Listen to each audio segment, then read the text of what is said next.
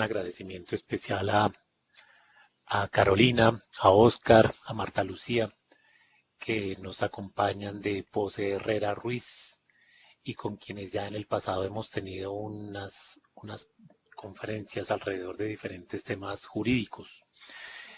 Vamos a empezar con ellos precisamente en el marco de lo que estamos viviendo, en todo este marco del COVID. Vamos a empezar con ellos todo un tema, una dinámica de unas conferencias semanales alrededor de diferentes temas jurídicos.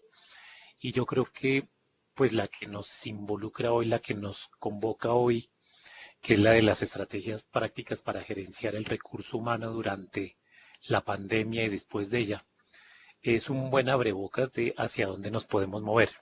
Sabemos hoy lo complicado que ha sido el manejo del recurso humano, lo que se nos viene hacia adelante por la situación compleja por la que están pasando las empresas precisamente para manejar todo el recurso humano, y unos temas adicionales que yo creo que se nos vendrán hacia adelante pensando en el nuevo marco de la nueva emergencia económica declarada por el gobierno el día de ayer.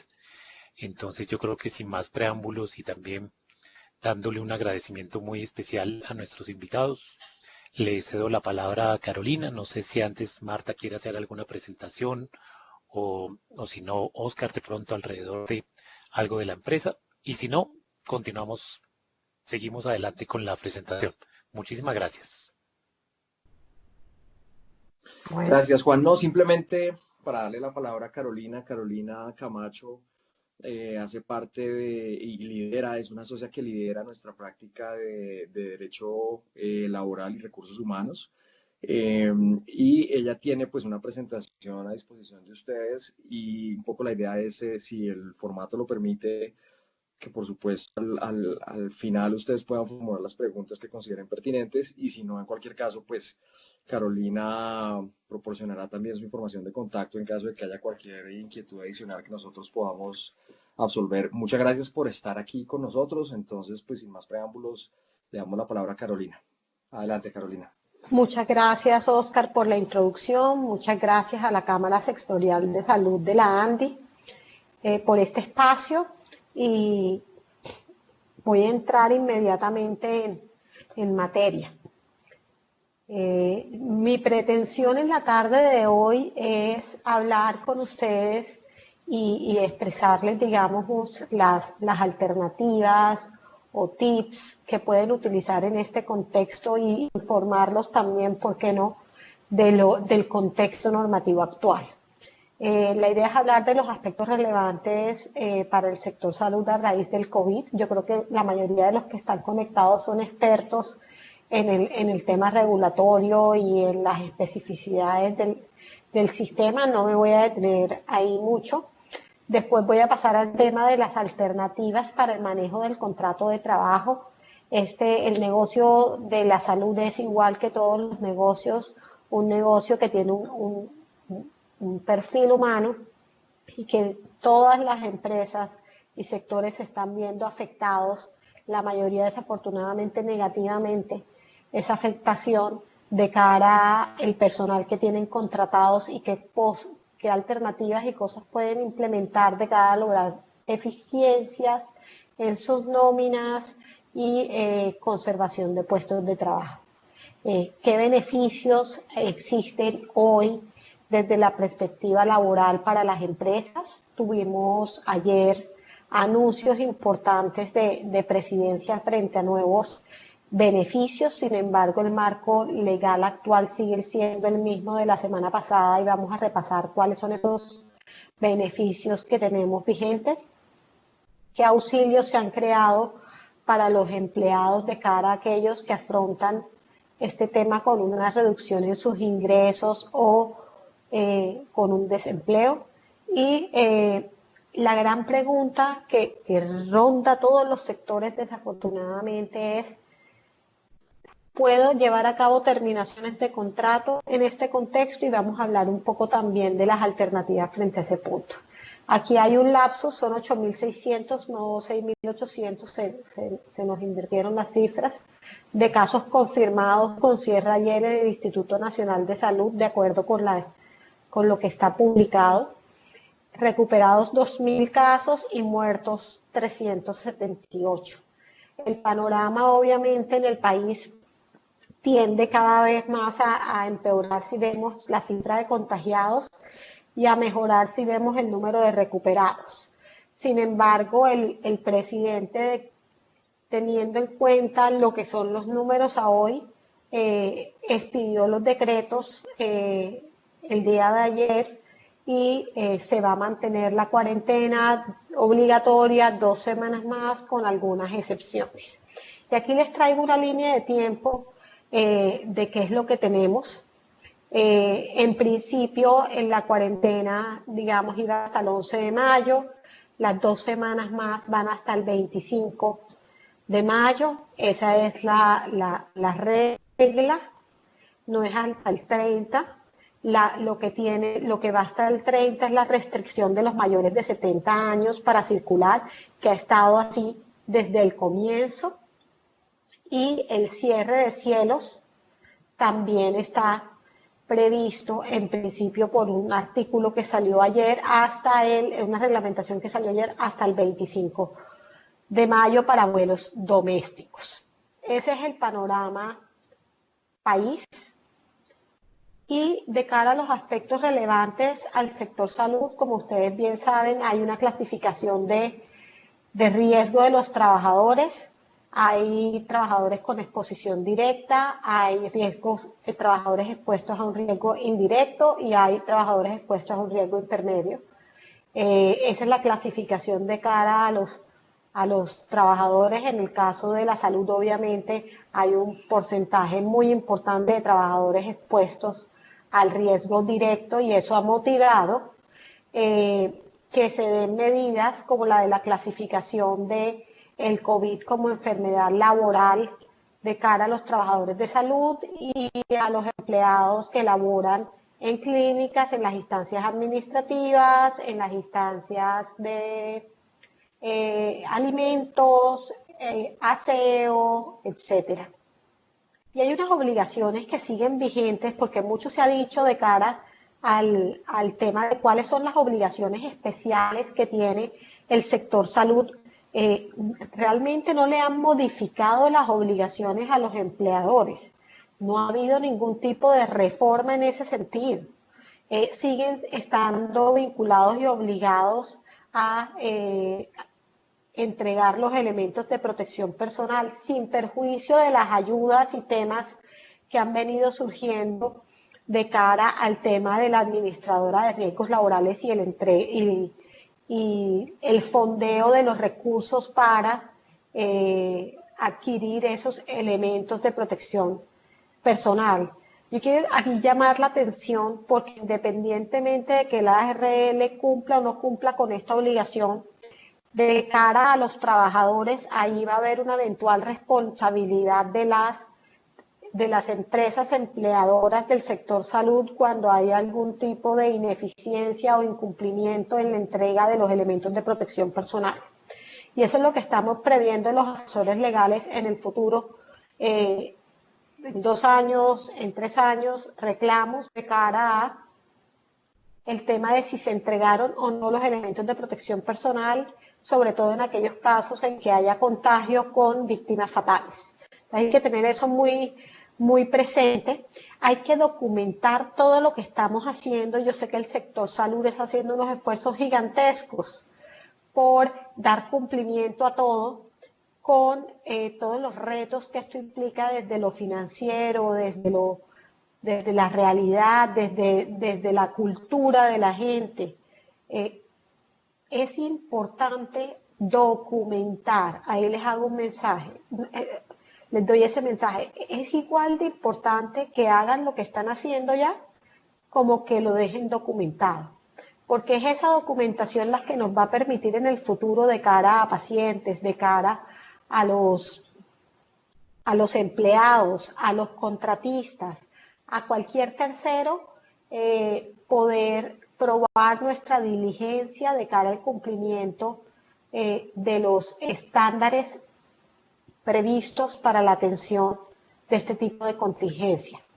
Y como les decía, el COVID fue incluido en el decreto 538 como enfermedad laboral directa y aplica también para personal administrativo, de aseo, de vigilancia y de los servicios asociados a prevención, diagnóstico y atención de la enfermedad, no a los que no están referidos a atención de la enfermedad.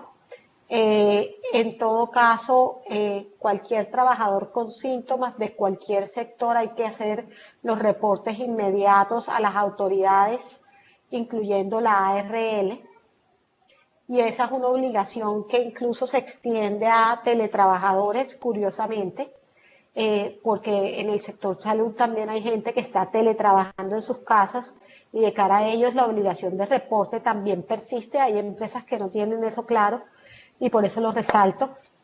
Y hay una obligación de aislamiento obligatorio por 14 días para aquellos trabajadores que presenten síntomas o se confirme que estuvieron expuestos a personas contagiadas con el COVID, haciendo obviamente el monitoreo del estado de salud de cara a la situación y las pruebas. Esta presentación que están viendo se las voy a dejar para que la consulten en un futuro si es que la necesitan. Y hubo un llamado obligatorio al talento humano en el sector salud, tanto al talento humano en ejercicio como en formación, para que presten sus servicios y colaboren con el país en esta contingencia o situación que estamos atravesando. Obviamente hay excepciones y las excepciones están alineadas con las personas con mayor vulnerabilidad.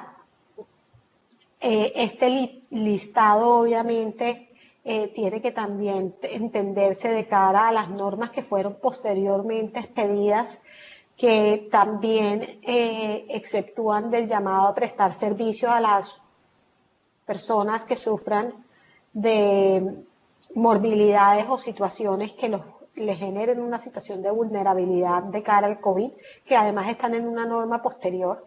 Entonces, yo considero que de cara a los trabajadores del sector salud, también si tienen algún tipo de preexistencia o situación médica o diagnóstico que les genere una vulnerabilidad de cara al COVID, pueden perfectamente considerarse como exceptuados del llamado a prestar servicios in situ. Obviamente, de cara a la prestación de servicios remota y la continuación del contrato de trabajo no hay ningún impedimento. Y digamos, el gobierno ha expedido todas unas normas relativas al tema de telemedicina, poniéndole el acelerador al tema, que ya venían dándose algunos pinitos, y a cómo va a ser todo este reconocimiento económico de incapacidades y de dónde van a salir los recursos y qué ocurre si los recursos no son suficientes. Ya todo eso está reglamentado. Y entrando ya en materia en lo que es el manejo de personal y las alternativas que tienen las empresas, a las cuales obviamente no se efectúa el sector salud, porque todos entendemos que si bien puede haber un pico de atención de cara al COVID, hay muchos otros servicios afines a la salud que se están viendo impactados negativamente con la situación de la cuarentena obligatoria, y que por lo tanto han llevado a que ciertas líneas de negocio, si se quiere pensar empresarialmente, o servicios afines a la salud o relacionados, no se pueden prestar o no se están prestando, o si se están prestando en unos volúmenes distintos a los que se venían prestando. Entonces, de cara a eso, los empleadores del sector salud tienen las siguientes alternativas. El trabajo remoto. El trabajo remoto puede perfectamente darse cuando funciona, si lo permite. Y puede darse bajo dos modalidades. O trabajo en casa, que es lo que llaman los americanos home office, y en Colombia está previsto como una excepción dentro de las normativas de teletrabajo, o como teletrabajo, que es una modalidad especial que activa unas obligaciones específicas, o como telemedicina, que es una combinación y una modalidad que perfectamente a mi juicio podría encasillarse en una modalidad de teletrabajo. No han dicho las normas de telemedicina qué pasa con los contratos de trabajo de los empleados del sector que presten sus servicios. Pero lo que anticipamos los laboralistas es que muy seguramente la expectativa es que esto se encasille como teletrabajo. Y eso implica una serie de obligaciones de cara a higiene y seguridad, a reportar en la RL, a provisión de auxilios para poder, con herramientas para poder, tecnológicas para poder prestar el servicio, etcétera. El tema de turnos de trabajo en el sector salud sí que es importante, porque ahora más que nunca me imagino el tema de 24/7, 24 horas, 7 días a la semana es requerido en algunas clínicas que están atendiendo el COVID y por qué no en las otras también que están atendiendo todos los otros pacientes que no son COVID. Tenemos que el gobierno ya lo ha dicho en los medios de comunicación, incluso el Ministerio del Trabajo en sus circulares, la alcaldesa de Bogotá ha sido enfática en el tema, y incluso entre las medidas que anunciaron iba a ser el tema de turnos de trabajo especiales. Hoy en día Colombia tiene una reglamentación que le permite al empleador tener turnos flexibles de trabajo entre 4 y 10 horas diarias en jornada diurnas y turnos 6x6, 6 días a la semana, 6 horas sin causar recargos, por ejemplo, nocturnos, en el evento en que así se requiera. Y lo que está haciendo el Ministerio del Trabajo es divulgando las posibilidades y diciéndole a los empleadores, usted puede ajustar, modificar sus turnos de trabajo durante esta contingencia sin tener que acudir a procedimientos engorrosos del reglamento interno o a modificar contratos o a cambiar convenciones colectivas de trabajo.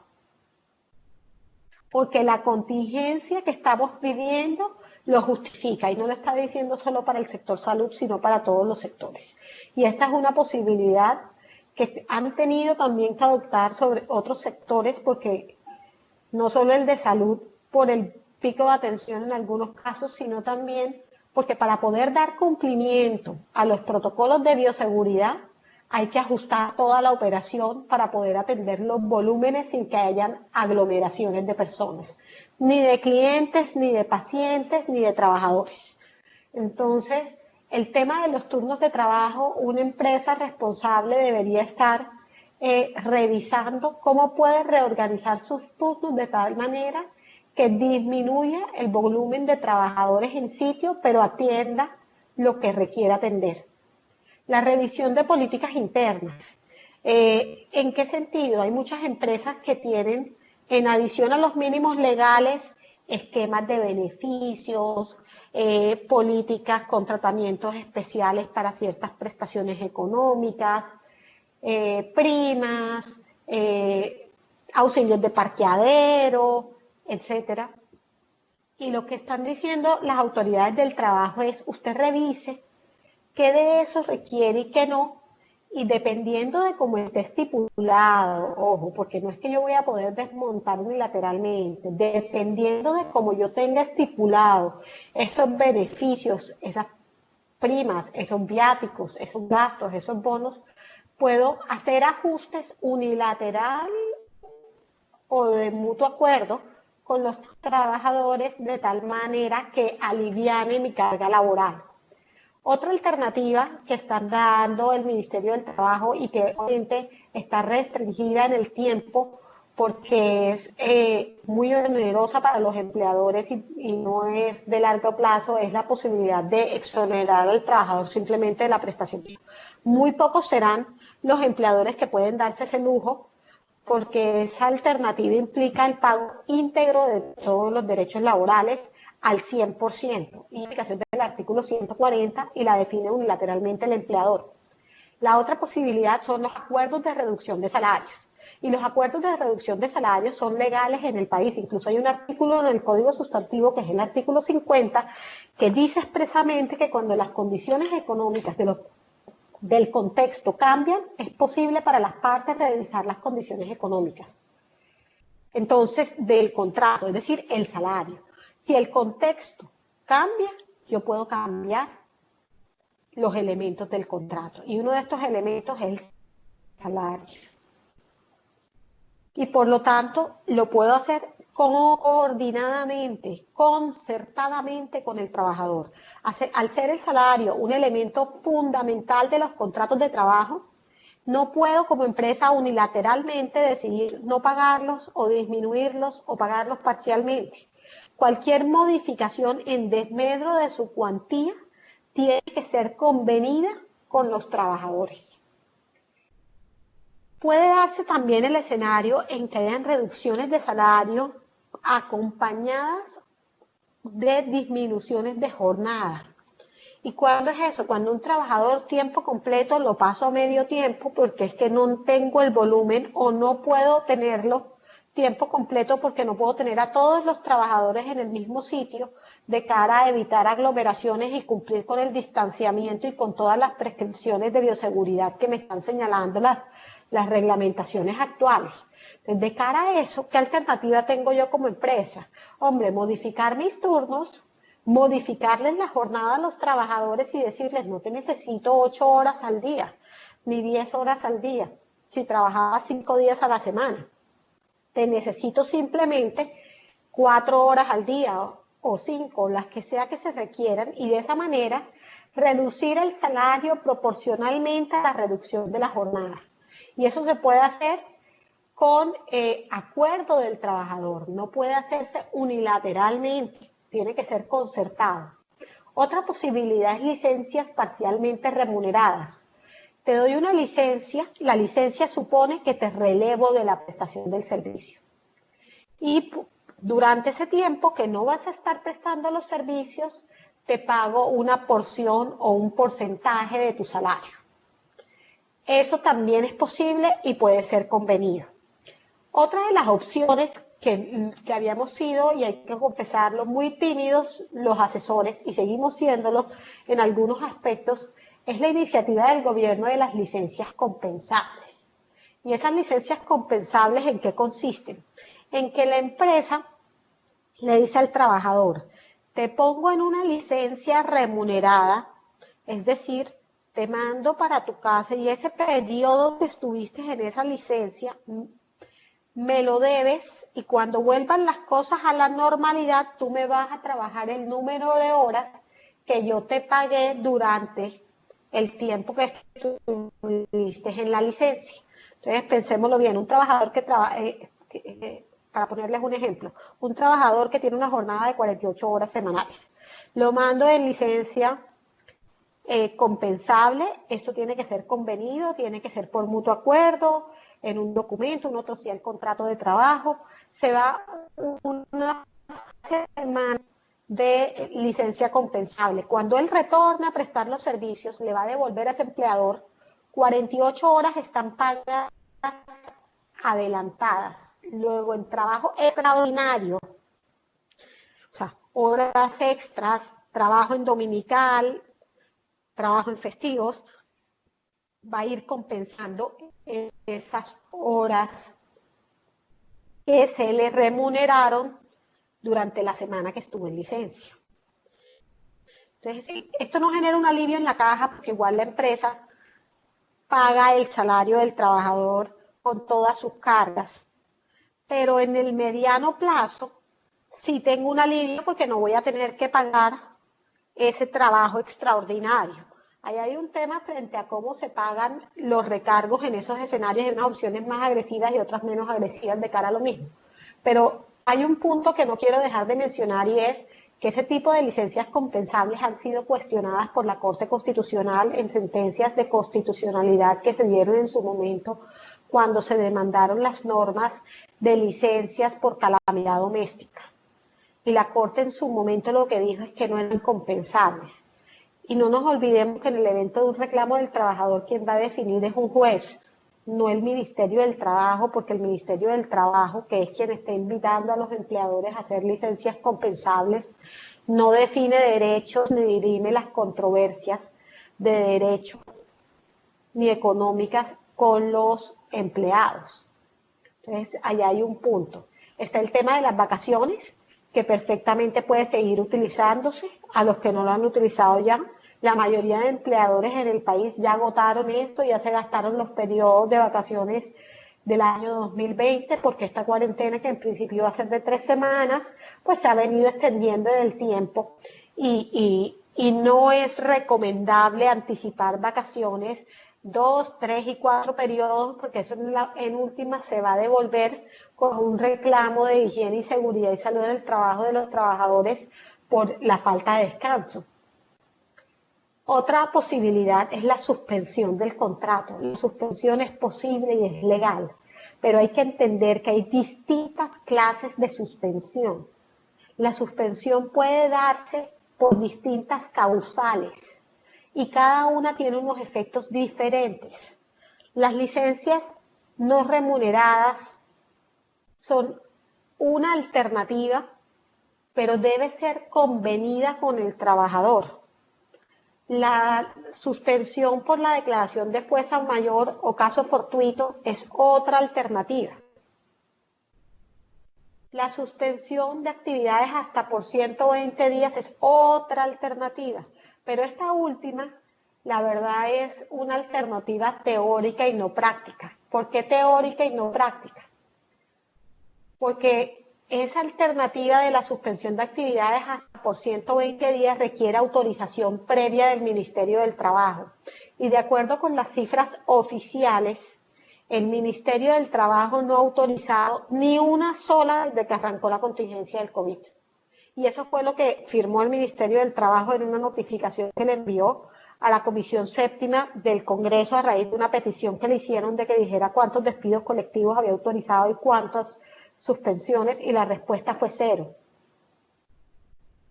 Lo cual es cierto, o sea, lo que yo estoy viendo desde la orilla de las empresas que están solicitando este tema es una inacción total. O sea, la acción que estoy viendo es fiscalizaciones del Ministerio del Trabajo cuestionando las medidas, pero nunca autorizando la suspensión de actividades. Luego, los empleadores en la práctica que requieren adoptar medidas en el corto plazo tienen dos alternativas: o llegar a acuerdos con sus trabajadores, que es la más recomendable, o, dependiendo del caso y después de un análisis exhaustivo, revisar si es posible declarar un escenario de fuerza mayor para la suspensión de un contrato de trabajo o de varios contratos de trabajo. La negociación de acuerdos colectivos es perfectamente posible en aquellas empresas que tienen convenciones colectivas o pactos colectivos, hacer acuerdos extraconvencionales o extrapactos para temporalmente modificar sus contenidos y atender la situación actual.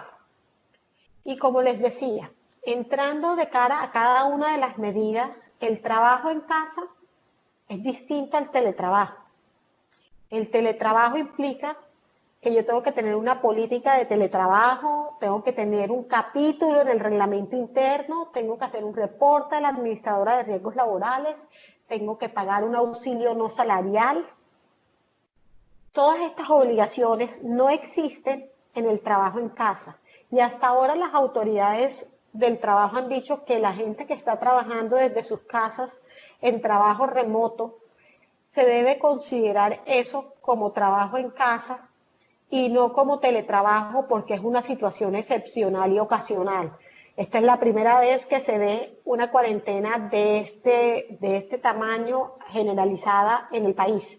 Por lo tanto, la autoridad del trabajo avaló en una de sus circulares que esto fuera clasificado como trabajo en casa, y eso es un alivio porque no se activaron las obligaciones de auxilios para gastos de energía y gastos de internet de cara a los trabajadores que están incurriendo en esos gastos para poder trabajar ellos mismos de sus bolsillos.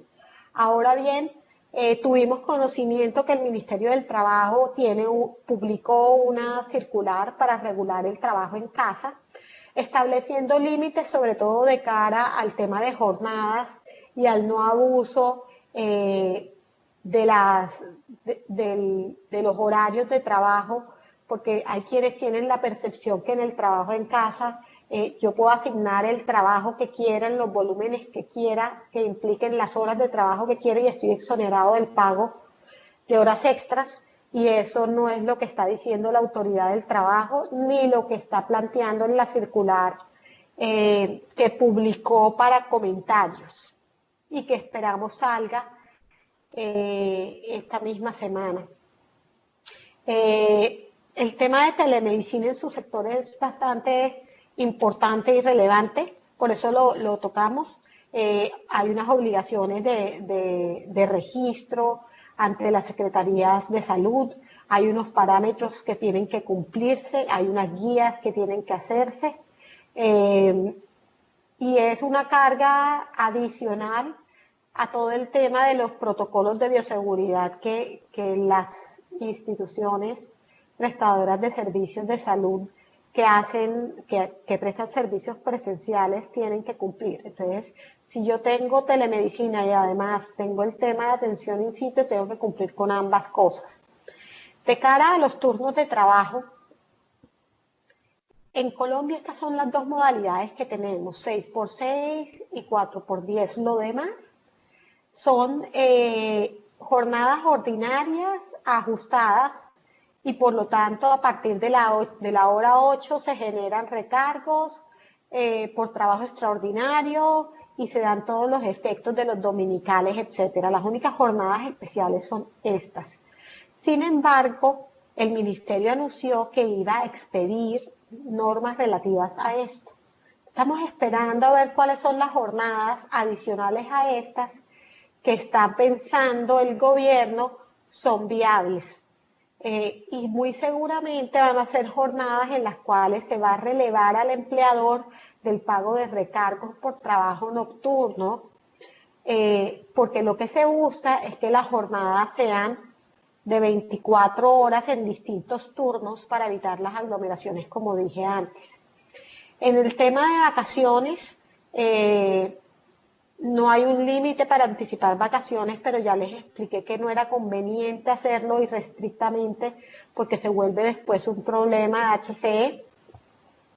Puedo hacerlo individualmente, o sea, yo puedo enviar a un trabajador a vacaciones y a otro no, y tengo esa potestad y facultad discrecional como empresa, no es que tengo que mandarlos a todos y no constituye acoso laboral que yo escoja uno determinado.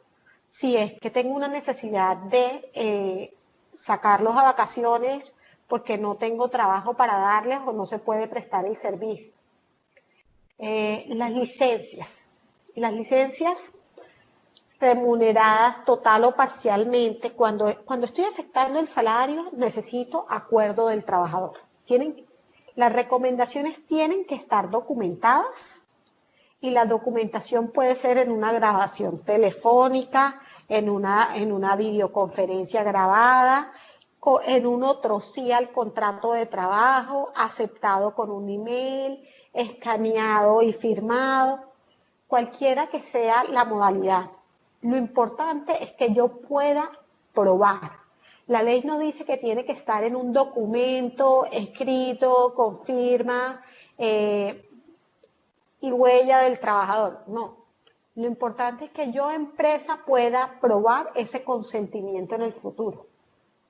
Y el rol de guardar los soportes y los documentos es muy importante porque eso es lo que nos va a permitir en un futuro defendernos si algún trabajador inicia reclamos diciendo que nunca convino o acordó esa medida. Y en este momento que estamos en la cuarentena y que estamos atropellados por la pandemia, la gente no está pensando en eso, pero créanme que cuando la pandemia pase, a la gente se le va a olvidar y ahí es cuando van a venir los reclamos y se le olvida, sobre todo esos que dieron las autorizaciones por WhatsApp, van a decir, no, pero es que no hay prueba de que yo autoricé, entonces voy voy a poder reclamar. O por qué no decirlo, hay muchas empresas que a partir de esto, en el mediano o largo plazo van a tener que hacer reestructuraciones, sino en el plazo actual, sino inmediatamente.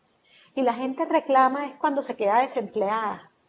Entonces, cuando afrontemos esas reestructuraciones, van a saltar todos estos temas porque la prescripción laboral es de 3 años. Entonces, todos los trabajadores que yo despida en los próximos 3 años y que hayan aceptado alguna de estas medidas van a tener la posibilidad de decir que en ese momento no les pagaron el sueldo completo. Si no tengo un documento donde yo pueda probar que convino, el trabajador estuvo de acuerdo en esa reducción, pues voy a deber salarios y si debo salario, activo indemnizaciones moratorias que suelen ser muy costosas. Las licencias compensables, como les decía, el trabajador compensa el tiempo de licencia en jornadas adicionales a las pactadas después de la emergencia sanitaria. No hay una regulación de cómo va a ser el tema de los recargos. La circular del ministerio da a entender, y así la interpreto yo, que sí hay lugar al pago de esos recargos. Sin embargo, hay alternativas que uno puede hacer eficientes para volver esa licencia compensable, dinero y no horas de trabajo, y de esa manera cruzarla con el trabajo extraordinario sin incurrir en un pago adicional. Otra salida o mecanismo para aliviar, y este sí alivia la caja y genera un efecto relevante, es la disminución del salario. Y es perfectamente posible disminuir el salario observando los mínimos legales. Yo no puedo tener un trabajador tiempo completo ganándose 500.000 pesos, porque sabemos que el salario mínimo en Colombia es 877.835, entonces no puedo tener trabajadores ganándose 500.000 pesos que sean tiempo completo, pero sí puedo tener un trabajador medio tiempo ganándose 500.000 pesos. Y eso mismo aplica para los salarios integrales. Los trabajadores de salario integral dicen, no, como yo estoy en el mínimo integral, a mí no me pueden tocar el sueldo. No, sí te lo pueden tocar porque te pueden proponer una disminución de jornada con disminución de salario. Y si estás medio tiempo, tienes derecho a medio mínimo integral y el salario se sigue considerando integral. Esta disminución de jornada y de salario, hay un punto que quiero resaltar, y es que de cara a la seguridad social, de todas formas, la cotización frente al sistema de pensiones, salud y riesgos va a seguir siendo sobre un salario mínimo, porque la planilla integrada de aportes no me va a permitir hacer aportes sobre una base inferior. Y la modificación o suspensión de los beneficios extralegales. O sea, ahí me encuentro yo empresas que me dicen, Carolina, tengo una situación económica difícil. Y lo primero que yo digo es, pásame tus conceptos de nómina que pagaste el mes pasado de abril. Y me encuentro auxilio de parqueadero pagado a trabajadores que están trabajando en casa. Y yo digo, pero bueno, ¿por qué estás pagando este monto si esto es un auxilio que tenía una razón de ser, que era que el trabajador se trasladaba en su vehículo hasta el lugar de trabajo, y ese era un auxilio para sufragar el gasto del parqueadero? Si ahora no está incurriendo en ese gasto, ¿tú por qué estás pagando ese tipo de auxilios? O los que, por ejemplo, eran comerciales y les daban un auxilio para la gasolina. Pues si no pueden circular en este momento, pues ¿qué hago dando el auxilio de gasolina? Obviamente el trabajador que igualmente se está desplazando, como es el caso del sector de salud, que hay muchísimos trabajadores que se siguen desplazando, pues en ese caso obviamente se justifica que yo siga dando el auxilio de parqueadero, o si daba el auxilio de alimentación en bonos o en vales para comer en la clínica. Es perfectamente posible mantenerlo porque sigue trasladándose el trabajador. Pero si los tengo en trabajo en casa o los tengo en licencia remunerada, pues no tiene ningún sentido que yo esté pagando esos montos. Entonces, ahí hay que hacer un estudio de cuáles son esos conceptos que tengo en mi nómina. Y adicionalmente, mirar cuáles son esas cosas que que no son necesarias ni críticas hoy en día para los trabajadores. A un trabajador tú no puedes proponerlo hoy en día porque seguramente no lo va a aceptar, quitarle un beneficio como por ejemplo una póliza de vida o una póliza de medicina prepagada o un seguro de salud, porque todo el mundo lo que está valorando más es ese tipo de beneficios hoy. Pero beneficios arancelarios que no tienen que ver con eso y que ni siquiera el trabajador en este momento puede disfrutar, como por ejemplo el pago de un gimnasio, que algunas empresas ofrecían ese tipo de beneficios, pues no tienen ninguna razón de ser.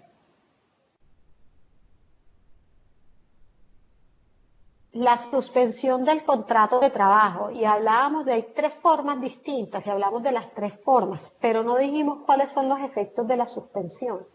Y los efectos de la suspensión son los siguientes. Uno, no se paga el salario.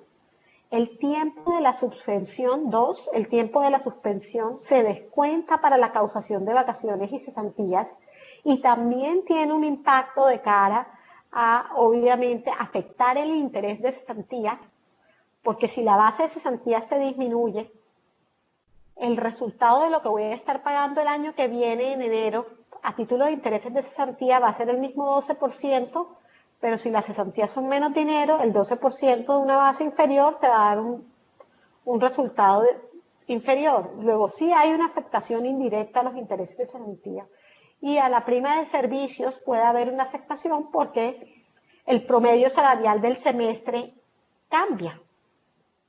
De cara a las indemnizaciones por la antigüedad, teniendo en cuenta los contratos a término indefinido, los periodos de suspensión no se descuentan. Luego, si yo voy a hacer una reestructuración de personal, después de haber llevado a cabo suspensiones de contrato, ese periodo que estuvo suspendido se cuenta como tiempo trabajado para efectos de determinar los días de servicio y el valor de la indemnización por despido injusto, que como todos sabemos, se calcula a partir de los días de servicio y de los años de servicio, en función de si el trabajador devenga 10 o más salarios mínimos o menos de 10 salarios mínimos. El tema de pago de aportes al sistema de seguridad social durante los periodos de suspensión, como no se paga salarios, no se paga cena, ni ICBF, ni caja, ni riesgos laborales, pero se mantiene la cotización a salud y se mantiene la cotización a pensión. Y más adelante vamos a hablar del efecto, el beneficio de la reducción del aporte a pensión del 13%, del 16%, perdón, al 3%. Y sin lugar a dudas hay una disminución del costo laboral sustancial, porque no causo nómina. La suspensión del contrato de trabajo, como yo les decía, la única que requiere permiso previo es la de suspensión de actividades por razones económicas o técnicas hasta por 120 días. La suspensión por fuerza mayor hay una obligación de notificación, no de permiso previo. Ya aclaro. Lo que está pasando es que los que están utilizando y alegando una fuerza mayor para suspender el contrato tienen una obligación legal de informar esa situación al Ministerio del Trabajo, y el Ministerio generó una unidad para fiscalizar a quiénes estaban las empresas aplicando esas medidas y cómo. Entonces, muy seguramente, si me voy por esa vía, voy a tener una inspección, una vigilancia, un proceso administrativo para vigilar si sí, según la autoridad del trabajo, estaba o no en un escenario de fuerza mayor. Pero es bastante curioso, porque el Ministerio del Trabajo, al mismo tiempo en su circular, dice que ellos no son competentes para definir si había fuerza mayor o no había fuerza mayor, porque eso le compete a un juez. Entonces, lo que están es presionando con investigaciones administrativas temas distintos para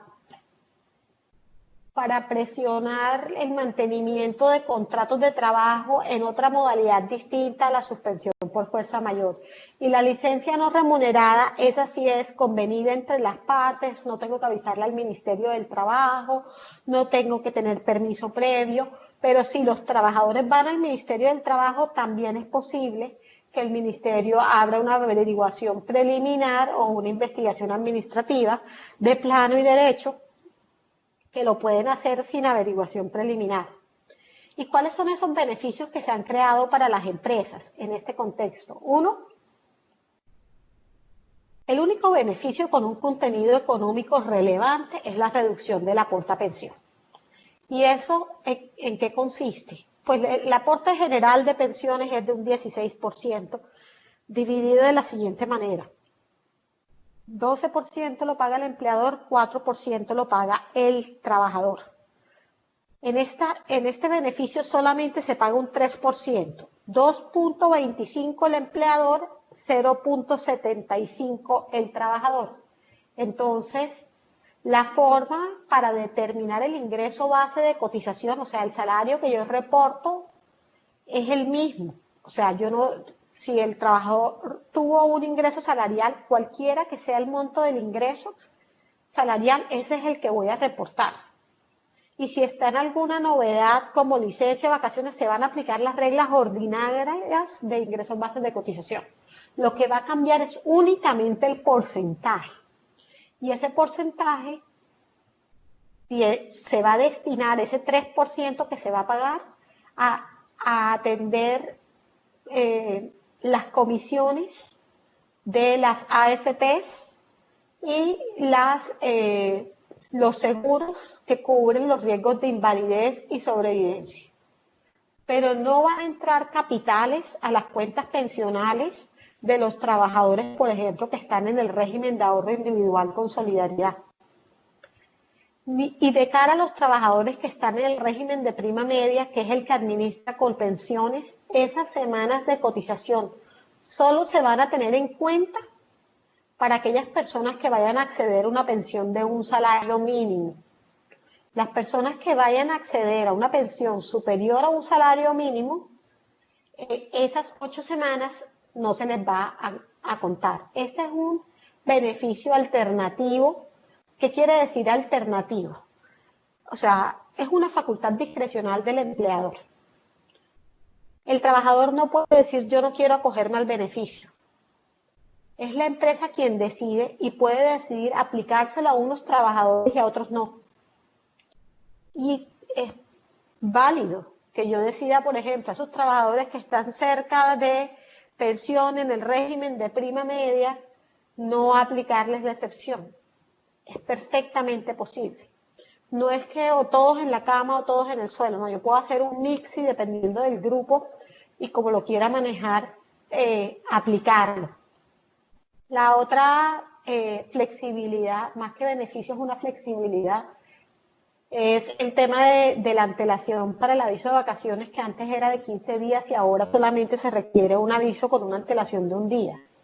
El otro aspecto relevante de descuento es que para aquellos empleadores que tienen mora, que están atrasados en el pago de sus planillas de seguridad social, la buena noticia es que no se van a cobrar intereses moratorios durante todo el periodo de emergencia. Y de cara al tema de aprendices, aquellos empleadores que estaban con la obligación de contratar aprendices y en proceso, pues están suspendidos todas esas asignaciones de cuotas, lo que no quiere decir que los contratos de aprendizaje que ya estuvieran en curso dejan de estar vigentes. Entonces quiero aclarar, los contratos de aprendizaje que yo tenía en curso siguen en curso a menos que adopte medidas específicas de cara a esos contratos. Pero si estaba en un proceso en el cual me estaban fijando la cuota de aprendices, pues no me van a fijar la cuota en este momento. ¿Qué auxilios, ayudas se han dado para los trabajadores? Para los trabajadores, básicamente, se les ha dado la posibilidad de retirar de sus cuentas de cesantía, los que tienen ahorros de cesantías, los montos cuyo ingreso han dejado de devengar. ¿Qué quiere decir? Si yo tengo un salario y yo pacto una disminución salarial, esa porción que dejo de devengar la puedo retirar de mi ahorro de cesantías. Solamente voy a poder retirar el menor ingreso que voy a tener de cara al periodo de la emergencia.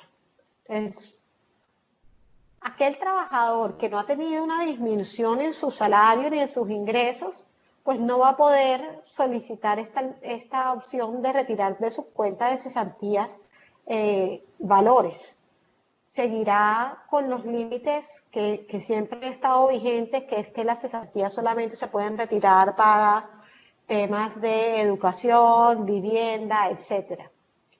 El tema del auxilio de protección al cesante, que es un auxilio de hasta de 2 salarios mínimos pagado en 3 cuotas, que lo administran las cajas de compensación familiar. El gobierno dijo que iba a fondear eso nuevamente, porque parece que los recursos ya se agotaron, porque han sido muchísimas las solicitudes.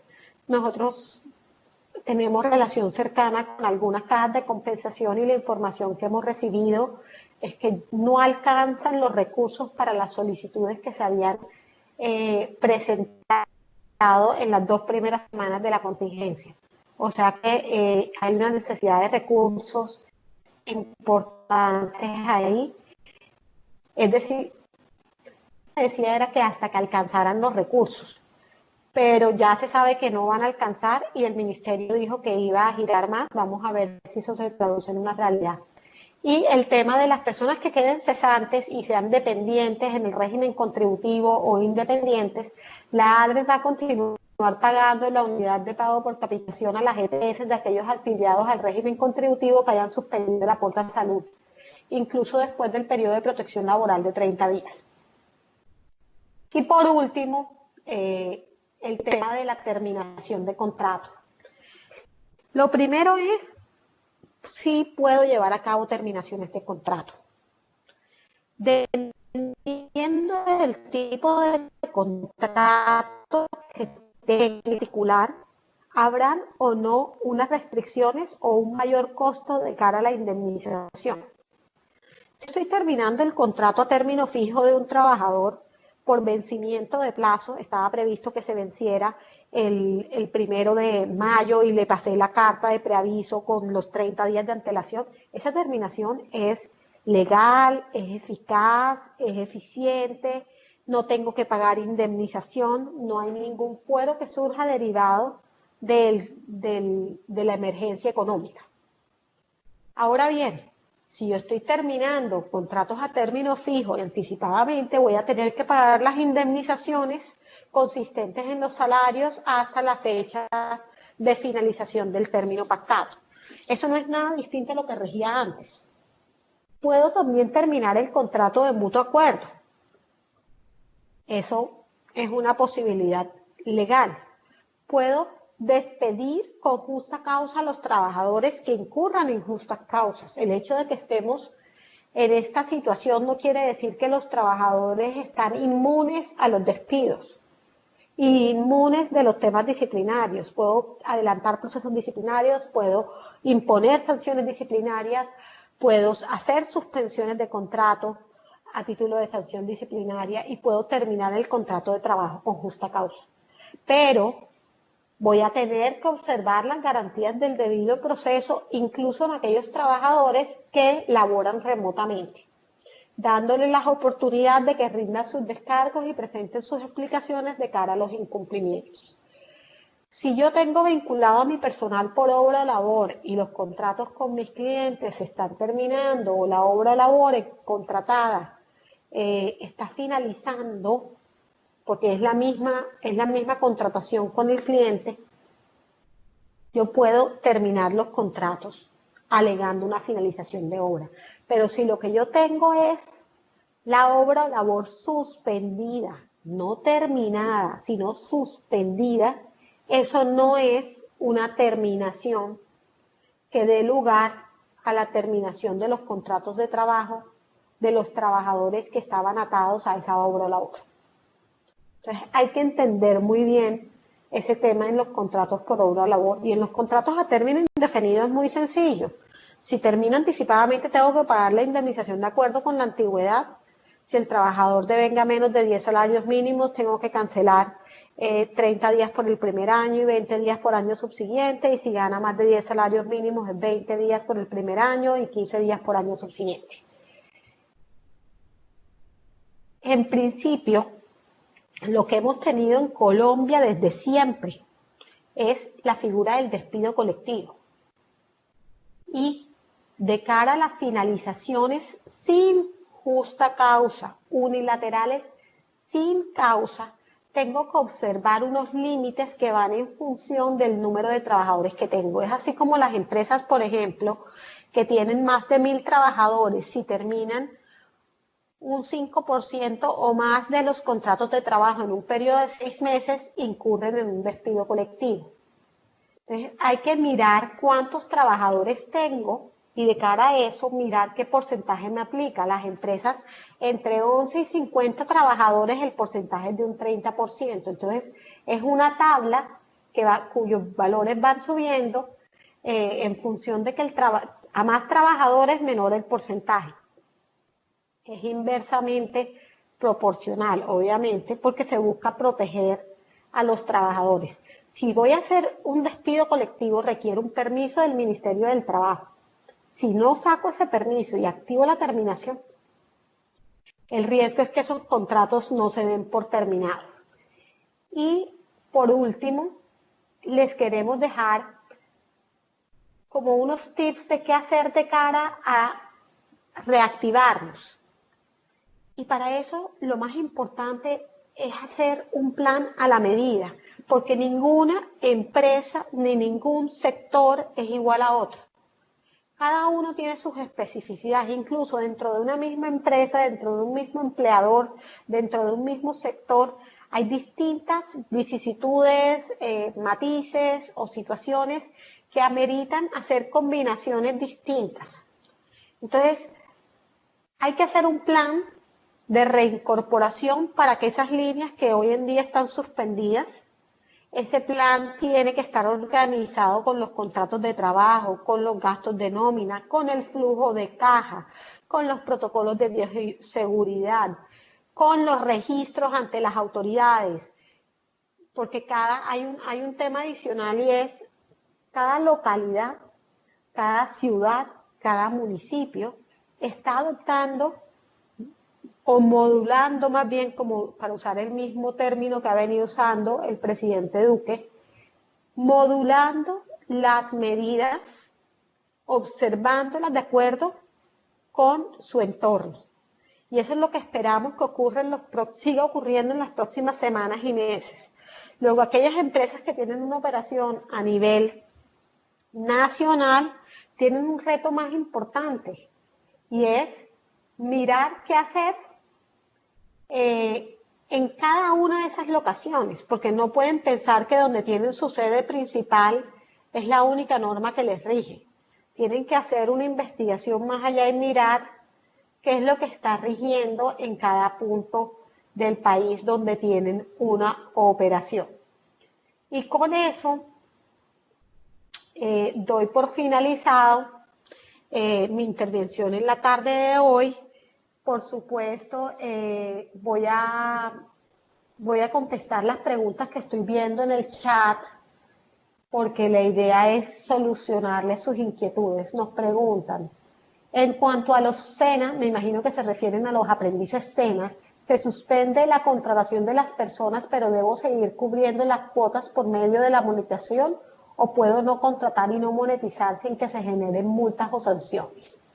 Pilar, si yo tengo el contrato para el tema de los aprendices, que tengo ya vinculados, y aclaro, si ya tienes tu cuota fijada y ya tenías los contratos suscritos cuando empezó toda esta situación,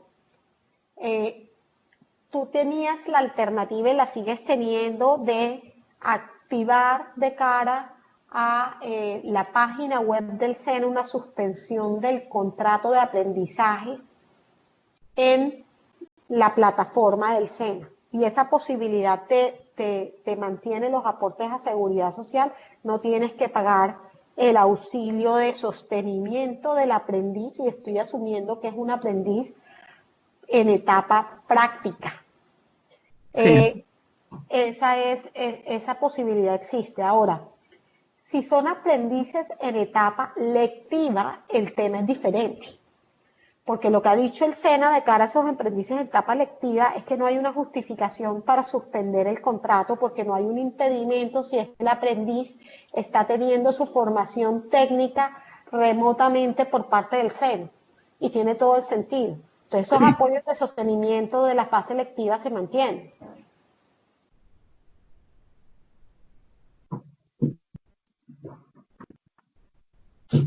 No sé, ¿querías decir algo?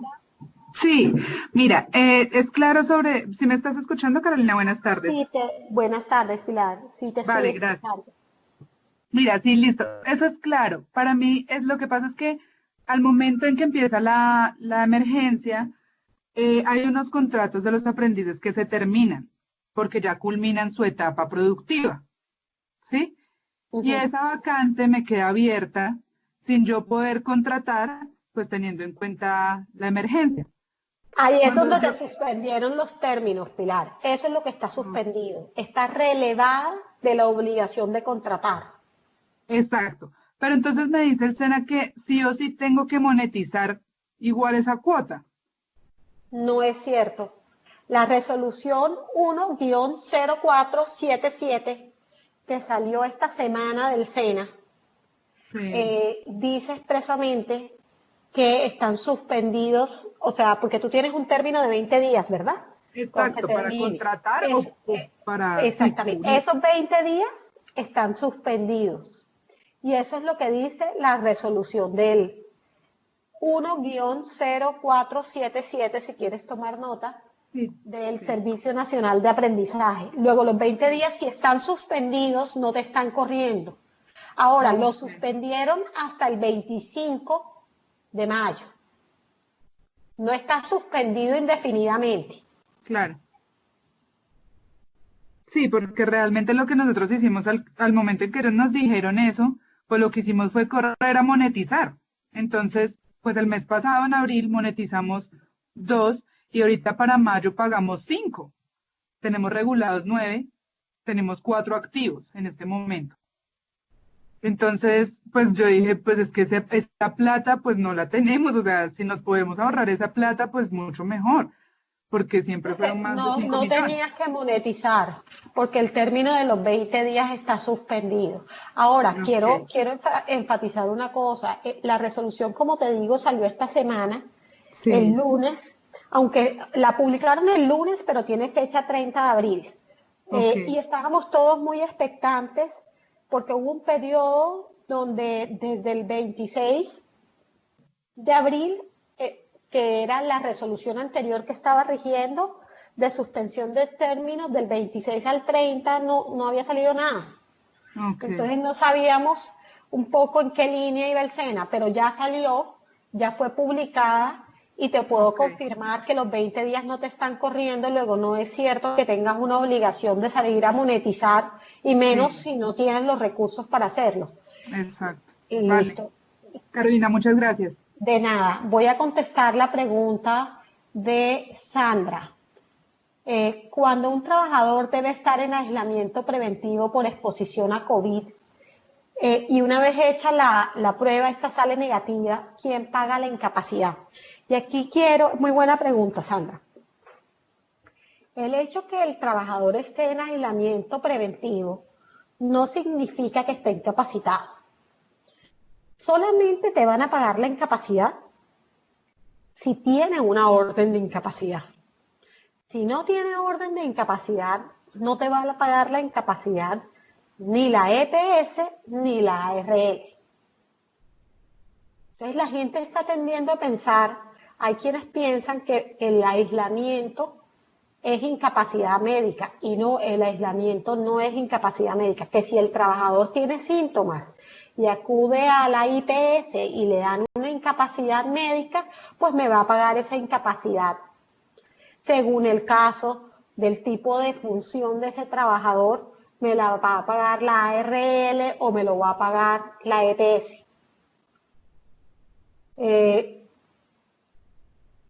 Adriana, haces una mención relativa al SENA. Claro, no me extraña que, como digo yo, la legislación de ventanilla los funcionarios telefónicamente estén diciendo que hay que monetizar, porque obviamente las entidades, de pronto ni siquiera los mismos funcionarios del SENA conocen la resolución 1-0477, pero es clarísima la norma y está disponible en la página web del SENA si la quieren consultar. Y si algún funcionario en el futuro se le ocurre hacerle una fiscalización a una compañía por el hecho de en este momento no haber contratado el reemplazo de aprendices cuyo contrato se terminó, va a tener la compañía todo de su lado y el argumento jurídico porque existe el fundamento normativo que así le permita. Bueno, no veo más preguntas en el chat. Le quiero agradecer a Carolina, ¿sí? aquí hay una de Marcela Londoño y creo que esta otra persona también escribiendo otra pregunta. Ok, voy a Mira, contestar la de Marcela. aquí está la de Marcela. ¿Conoce algún proyecto de ley para exoneración de parafiscales? Marcela, el único proyecto que existe, y no es proyecto sino ya decreto, es la reducción de los aportes a pensión. Para el tema de parafiscales entendidos como SENA, ICBF y Caja, no se ha expedido ningún tipo de normativa ni se conoce ninguna propuesta o proyecto en ese sentido. Lo que se está rumorando, y no es un rumor, es realmente una noticia y ya hay un comunicado oficial, incluso que vi hace unos momentos antes de conectarme del Ministerio del Trabajo, en el que va a haber un subsidio de cara a las nóminas de empresas que hayan tenido una reducción en sus ingresos en el mes de abril con respecto al mes de abril del año anterior. Hasta que no salga el decreto ley con las condiciones de ese subsidio o ayuda, es muy difícil dar un concepto. Es una necesidad, sin lugar a dudas, de todos los empleadores del país. Lo que celebramos desde el sector empresarial es que se está pensando en la generalidad, no en limitarlo a las pymes, ni a las mipymes, ni al número de trabajadores. Se está mirando en función de que todos están afectados y eso, digamos, lo aplaudimos y es muy importante que sea en ese sentido la ayuda. Hay trabajadores que no se quieren desplazar a las instalaciones, pues dicen que están en grupos de riesgo y hay diferencias frente a estos temas, ya que se trata de un tema de salud. ¿Cómo manejar este tema? Adriana, en principio el trabajador no puede él decir yo estoy en un grupo vulnerable porque sí, porque yo considero. Primero tiene que estar certificado, o sea, si yo estoy diciendo que que yo estoy en los grupos excluidos, exceptuados, y estoy diciendo, tengo que probar o que estoy en un estado de maternidad, o que tengo más de 70 años, o que tengo un tema de hipertensión, o que tengo una patología que implica que mi sistema inmune esté afectado, y eso tiene que estar certificado. No, por más de que se trate de trabajadores del sector salud, pues no son ellos en todos los casos los que podrían autodiagnosticarse y fijarse esa restricción. Entonces yo lo que haría de cara a esos trabajadores es hacer una evaluación técnica médica para ver si es verdad o no y tomar ahí decisiones de cara al riesgo, porque con trabajadores que están con un sistema, con una patología, perdón, que los vuelve vulnerables al tema, no asumiría el riesgo. Porque en el evento de un contagio todos sabemos que pueden haber acciones judiciales, perjuicios materiales, perjuicios morales, recobros de la ARL, y no queremos como empleadores exponernos. Y Marcela, tú nos preguntas sobre reintegros, pasando ya a otro tema. Reintegros me imagino a trabajadores despedidos que hayan sido reintegrados, despedidos durante la emergencia y que hayan sido reintegrados ya. A ver, la jurisdicción constitucional de tutela ha seguido operando y reintegros se han dado, pero no con base en la emergencia.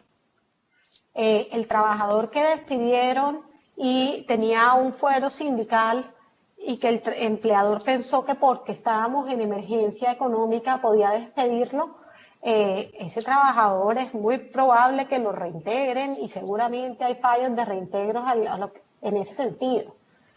Pero yo no he visto hasta el momento reintegros que estén basados en la circunstancia económica actual. ¿Por qué? Porque eso implicaría entonces inamovilidad absoluta para todos los trabajadores, lo cual es impensable en un contexto económico como el actual. Entonces, la simple existencia de la pandemia no impide la terminación de los contratos de trabajo, que el trabajador tiene compromisos económicos, todos los trabajadores tienen compromisos económicos. La gran mayoría de trabajadores trabajamos para sostenernos nosotros y nuestras familias. Entonces no tiene mucho sentido esgrimir esos argumentos.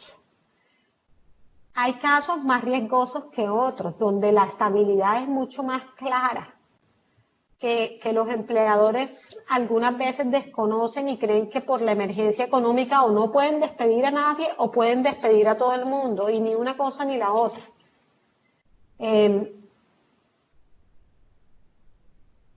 Obesidad, preguntan por la obesidad. A ver, yo pienso que yo no soy médica, soy abogada, pero lo que uno necesita es mirar en qué grados, porque todos sabemos que hay distintos grados de obesidad.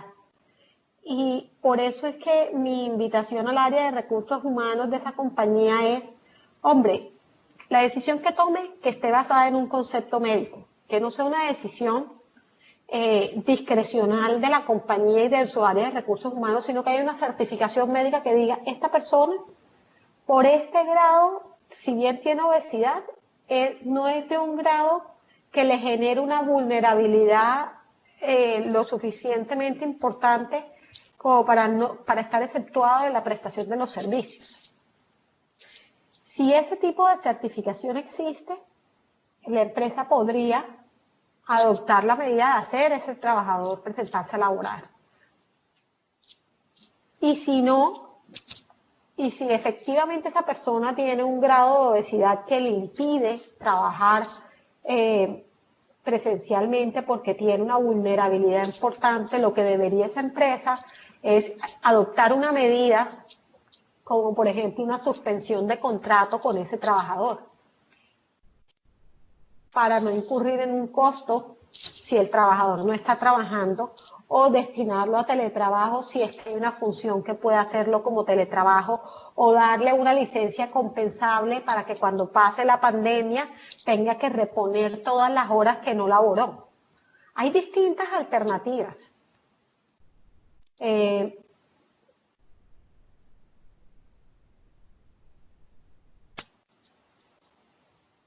Durante los periodos de aislamiento, dependiendo de la medida que hayas adoptado, Sandra, para contestar tu pregunta, y voy a leerla en voz alta, es, si bien es cierto, con mi pregunta, el aislamiento preventivo, si bien es cierto, no significa que el trabajador esté incapacitado, no podrá asistir a su sitio de trabajo, como el caso de las enfermeras, médicos, etcétera.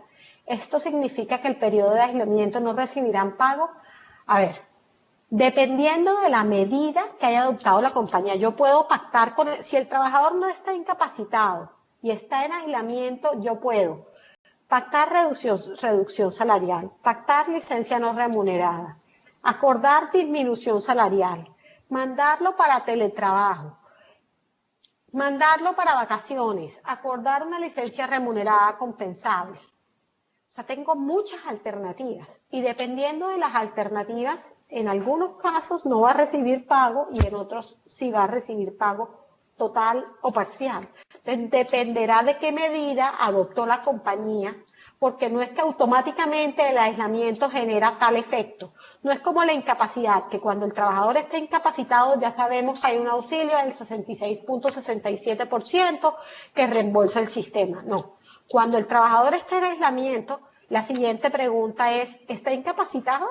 Si sí está incapacitado, me pagan la incapacidad, ya lo sabemos. Si no está incapacitado, la empresa tiene que mirar qué va a hacer con ese trabajador, si lo va a poner a teletrabajar, si le va a dar una licencia remunerada, si le va a dar una licencia parcialmente remunerada, si lo va a sacar a vacaciones, si va a ponerlo en una situación de licencia no remunerada y va a convenir con él la licencia no remunerada, si le va a terminar el contrato de trabajo. O sea, hay muchas alternativas que tendría que evaluar la empresa.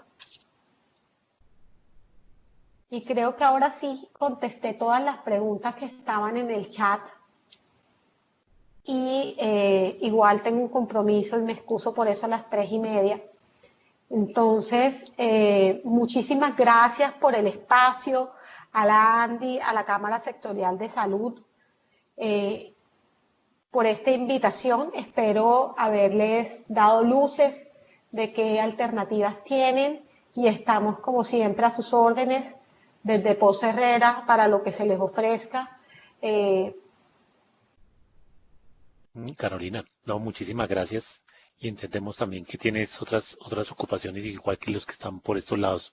Entonces, no, yo creo que un agradecimiento muy especial a ti, muy, muy clara tu presentación y nos lleva precisamente a que evaluemos muchos temas al interior de las empresas. Posiblemente van a salir más preguntas en caso de cualquier cosa. Yo creo que las podemos canalizar y en algún momento, si quieren, las remitimos a Pose Herrera Ruiz para que veamos cómo podemos solucionar. De todas formas, Carolina, muchísimas gracias. Muy, muy clara tu presentación. Y pues a Pose Herrera, nuevamente, un agradecimiento muy especial por la Encantados, presentación. Una encantados. pregunta que hay aquí de Marcela. ¿Nos comparten la presentación? Sí, sí, Perfecto. con Listo. todo gusto. Bueno, vamos a tener, como les había dicho, unas presentaciones adicionales. La próxima semana vamos a ver unos elementos jurídicos tributarios y en la medida que vayan saliendo, todas las semanas les vamos a llevar algún tema jurídico distinto. Entonces, muchísimas gracias a todos por su asistencia y nos vemos la próxima semana con el nuevo tema. Muchas gracias. Muchas gracias, Juan. Hasta luego. Ok, hasta luego. Chao, Oscar, que estés bien. Gracias.